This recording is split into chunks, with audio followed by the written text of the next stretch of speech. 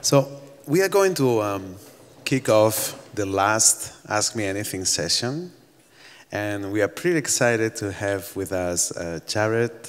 And he has been doing amazing work on reason. And I will let him do a small intro. Sure. So for context, the video or the talk I just gave was about kind of a general intro to reason and using reason with React. As far as myself, I do mobile and web development at Khan Academy. So I'm regularly working in JavaScript with React Native and also Java and Swift and Objective-C. I've been involved with the Reason project for, what, 3 years now-ish? 2.5 maybe, on and off. And so I've made some core contributions to the Reason parser, and I wrote the IDE plugin for VS Code and other editors. Yeah. Awesome. Just as a refresh of the Slido app, you need to use this hash RC18, and we will take questions from the audience, but if you are more comfortable, you can also use Slido. So we have one question. Do we not have the questions that were asked during my talk? Soon.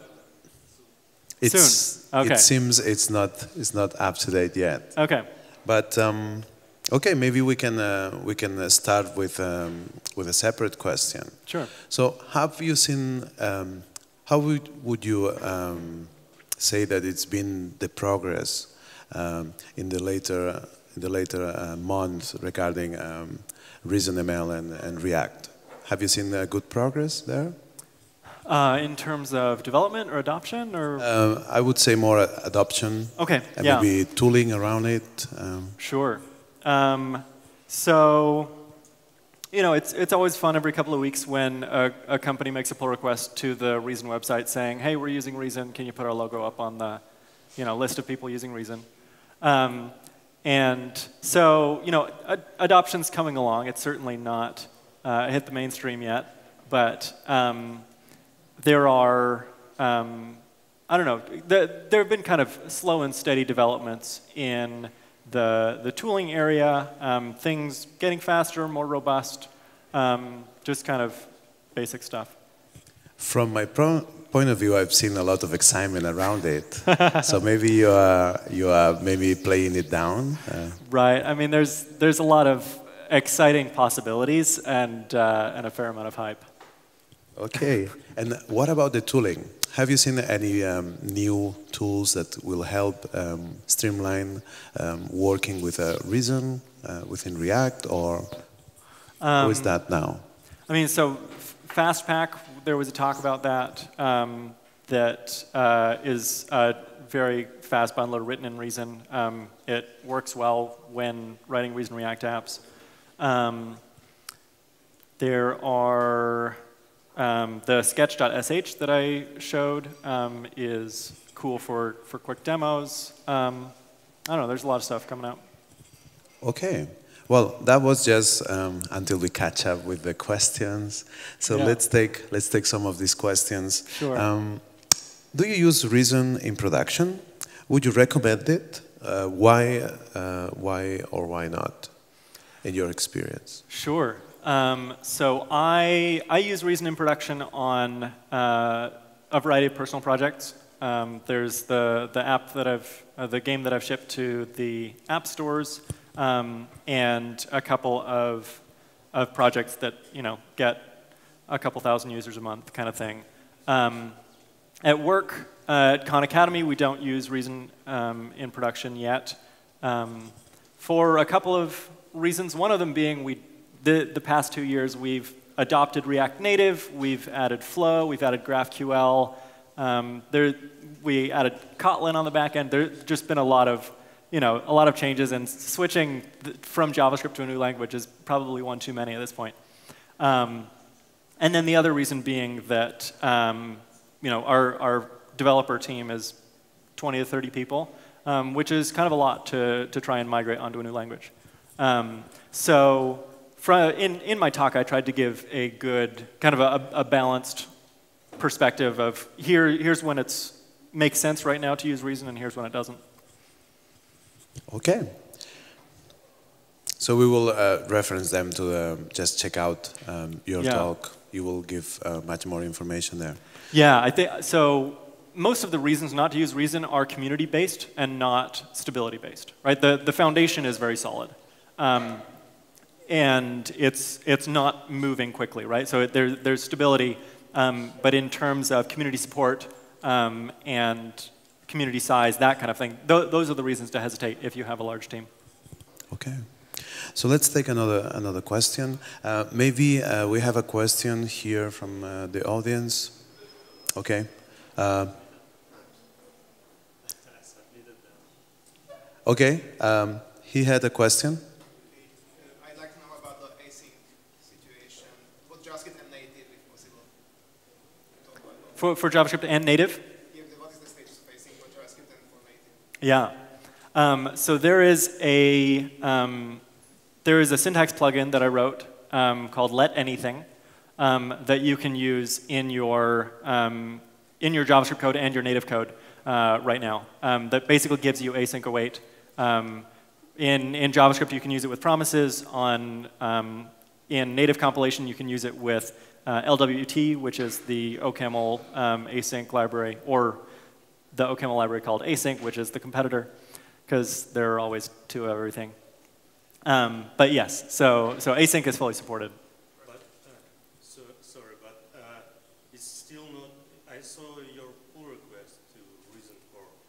Right, so in order to use it, there is a syntax plugin, kind of like a Babel plugin, that you will install. The pull request has not been merged into the core syntax yet, but you can still use it as a plugin.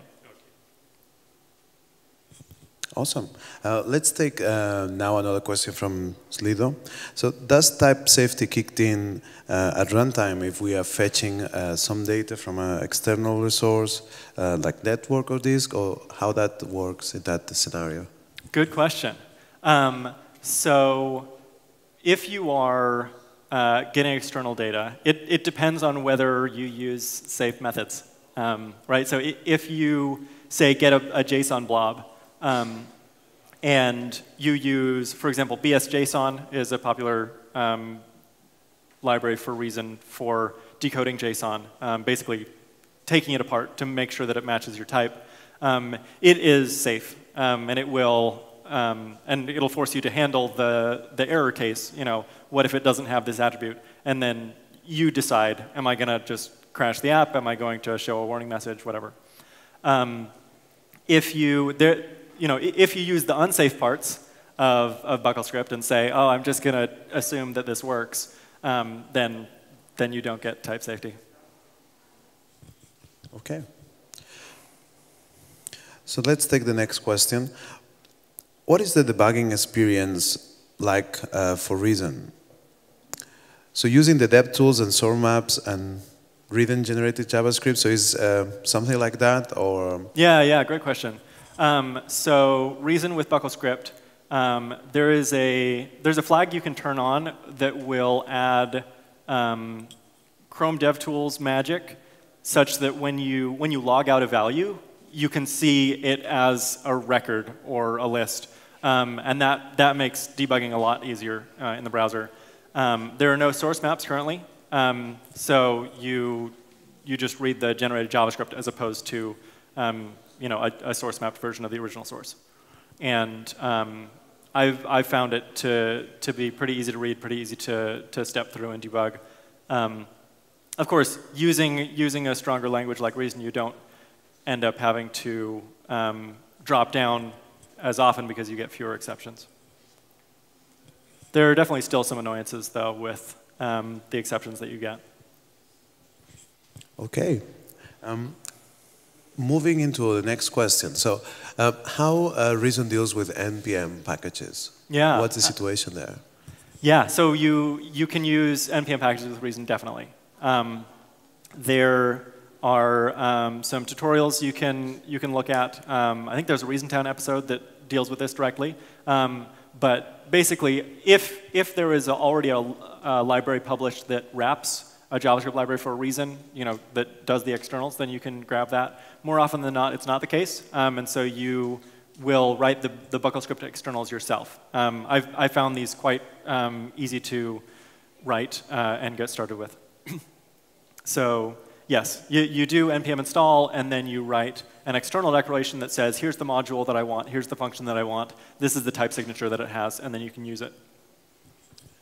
I was thinking about a question of myself, and I'll take advantage of being sitting here. And I was thinking that probably you have been seeing a lot of developers moving from JavaScript to Reason. And what are their struggles? Like, what are the struggling points for JavaScript developers, like trying to move into Reason in your experience? Yeah, lots of little things. The syntax errors that you get in Reason are currently really bad. They just say syntax error, and they don't tell you how to fix it. So that's annoying. Up until recently, the IDE integration was hard to set up and ended up being quite flaky. So I wrote a new one, and hopefully it's much more robust. And yeah, I mean, the core language concepts, there are definitely some weirder ones, but you don't end up having to use them, right? When you're just getting started with Reason, it's basically, oh, this is functions. It looks like JavaScript. This is fine. So mostly, you would say that they can port more of the knowledge, and then maybe find some of these issues, and then they will try to figure out what these error messages mean. But as long as they progress using Reason, then they will solve this mostly on their own. Yeah, and definitely join the Discord channel if you're getting started with Reason, so that you can ask beginner questions, because there are, I don't know that there are so much patterns as everybody has a different question, and the people there will know how to answer it for you. Yeah, that's a good resource. Okay, so let's take another question. Can Reason be introduced incrementally? Is that an option from a legacy JavaScript project? Definitely, definitely. And I spent about 5 minutes in my talk talking about how to use for example, a Reason component that you wrote, a Reason React component. You can do exactly the same thing for just an algorithmic function that you want to write in Reason, and then use it from JavaScript. And then at the end, I talked about how to retain type safety if you're using Reason from TypeScript or Flow. Awesome. Let's see what's next. For each new feature in React, which we're now talking, we have seen a lot of buzz around hooks. You have to prepare that same feature support for Reason, or what's going on there? Right. So Reason React has tried to be more stable. For example, the new context API that came out, I don't know, 6 months ago or 8 months ago, still hasn't been added to Reason React core. You can write it yourself in a couple lines, but there's definitely a trade-off to, is this feature really going to be used a lot? Can you already do it some other way? Hooks are maybe an exception, because the introduction of hooks will make it so much simpler to do Reason React. We'll be able to cut like 80% of the code. And so assuming that hooks gets landed in something like its current stage, I think we'll definitely be experimenting with that in Reason. Okay, thanks. We're getting now TypeScript. So is it possible to generate recent buckle strip bindings for libraries from existing TypeScript definition file types?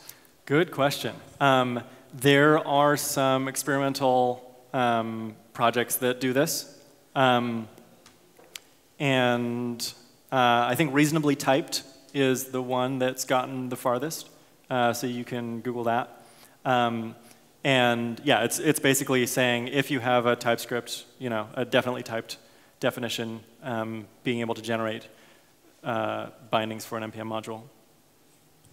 So that can bring a lot of the work done for TypeScript into Reason with a reasonable effort. Yeah, yeah. So it definitely doesn't have first-class support yet, but it's totally possible and an exciting prospect. In a lot of cases, you end up wanting to do a little bit more wrapping anyway, because TypeScript is so tightly with JavaScript as far as the runtime goes. In Reason, we want a little bit more purity, a little bit more immutability, that kind of thing. And so often the right choice will be, I'm going to have a thicker layer where I remove some of the, a lot of JavaScript libraries, they have function overloading where, it's impossible to generate a sane type signature for this function because it can be called in 11 different ways. And so there's a little more work involved making function names that make sense that will map to the different invocations of that function. I see. Okay, so we have another question. Is it possible to use code compiled from Reason on the server side? There are a couple of ways to take that question, and I will answer all of them. Nice. First way, can you use Reason with Node.js? Answer is yes. There are people that are shipping Express, Reason apps compiled to JavaScript using Express. That works. Or if you want to use AWS Lambda and the kind of Node.js route there with Reason source code, that also works. If you want to compile Reason to native, to native assembly, you can also do that. How far you'll get with and how much pain will be involved depends on your application. There's not nearly the ecosystem around native libraries as there is around NPM, naturally. I have made a kind of a demo web server that's compiled to native. But there are a lot of pieces that you'll miss when it's like, oh, I wish I had Passport, or oh, I wish I had, form parsing that made sense, things like that. It's not nearly as well developed of an area. Understood. So this is related to one previous question, and it's porting these new features into Reason. So exactly, so what's happening with Context API? Is there a plan to add official bindings? What will be the date? Yeah,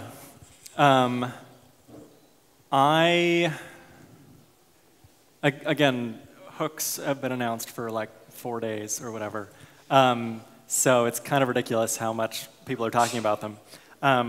But if hooks turn out to be the way that React ends up working, then yes, I'm sure there will be an official support for the hooks context API, and that would include the new context API with the provider and such. If not, then React will go in a different direction. We'll have to deal with that. Yeah, that's quite interesting. What is going on? Yeah, it's quite unique. Mm-hmm.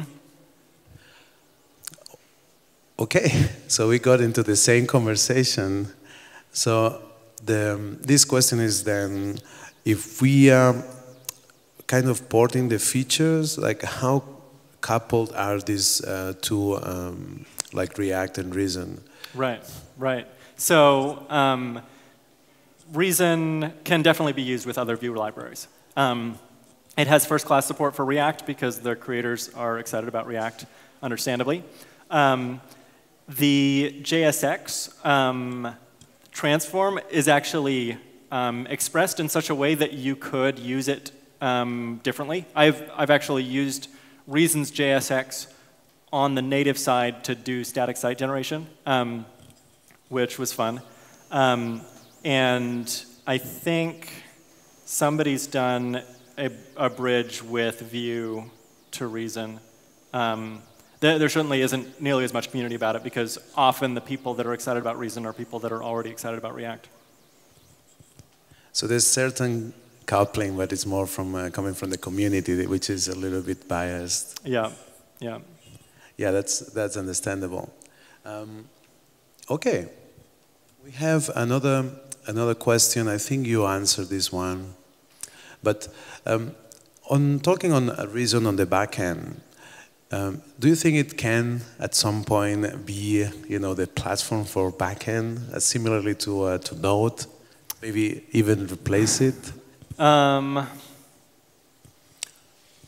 don't think JavaScript's going anywhere. So from that perspective, it will not replace Node.js. Go is really cool, and it hasn't replaced Node.js. JavaScript is just a mega giant. So I think it has potential to be a really viable target in the same way that Go is. And I think, assuming that Reason keeps going strong and gets bigger, I think you will end up with people saying, oh, we moved from Node.js on the back end to native Reason compilation, and it was such a good idea, or it was such a bad idea. I don't know. And what would be the main reasons for doing that? It would be just performance, or it would be some other benefits? What would be, in your mind, some of those? So if we're considering, given that Reason can go to JavaScript or to native, the benefits of going to JavaScript with Node.js, of course, are the huge ecosystem.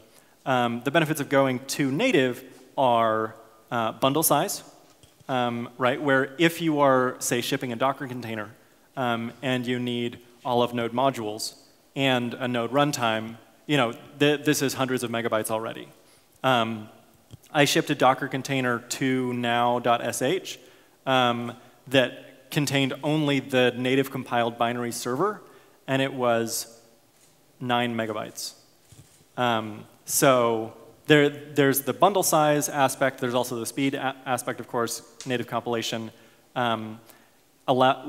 Node.js's startup time is already 200 milliseconds. So if you want a server that can respond quicker than that, you can't use Node. That's great. Okay, let's take another question. Maybe you have some questions here. Yes? So there is Reason React. What about Reason React Native? Is there any possibilities there? Yeah, so there is an official, it's called BS React Native for BuckleScript. And but some people have played around with that. I don't know if anyone's using it in production at the moment. But definitely promising. And actually, the people at CallStack are really excited about Reason and the possibility of React Native, but with Reason compiled to native using the React Native backend as well. I have another question. And some months ago, I heard some experiments on some online environments, maybe having support for Reason. What's the status of this at this point? So Code Sandbox.io recently released support, REPL.it also. Those are the two main ones that have support currently. Excellent. Great news. Okay, so this one. Okay. Which tools for a good Reason workflow do you recommend? You have any preference on IDs? So according to the Reason community survey that ran last month, some ridiculous percentage of users are using VS Code. It's like 75%. So that's definitely the popular choice and the one that will have the most support. So. Yeah, go with that. Okay, so we have probably time for another couple of questions. Let's see. Have you heard of Fable, F# compiled with JavaScript? How would you compare it to Reason? Yes, I have heard of Fable. Fable's very cool. F# also cool.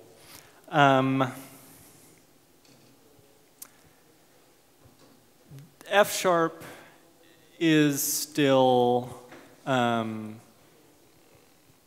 don't know, it inherits a lot of object-oriented mindset, I think, and hasn't been around nearly as long as OCaml. Those are probably the two biggest differences. But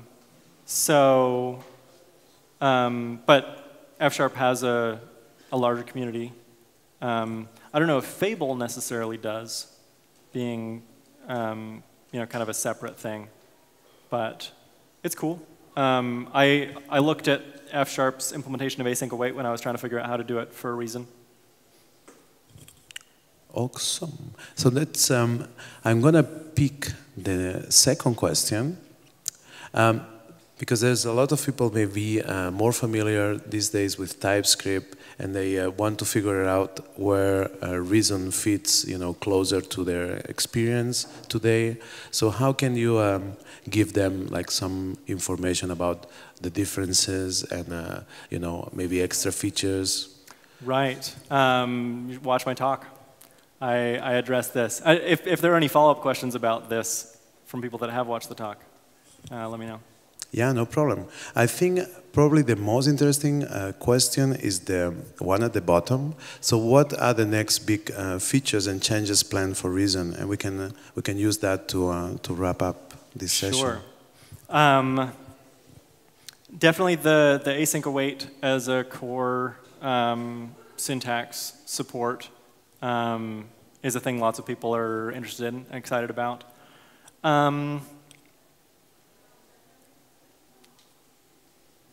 I don't know. There's lots of just little housekeeping stuff. Better syntax errors, better support for handling that and recovering from that.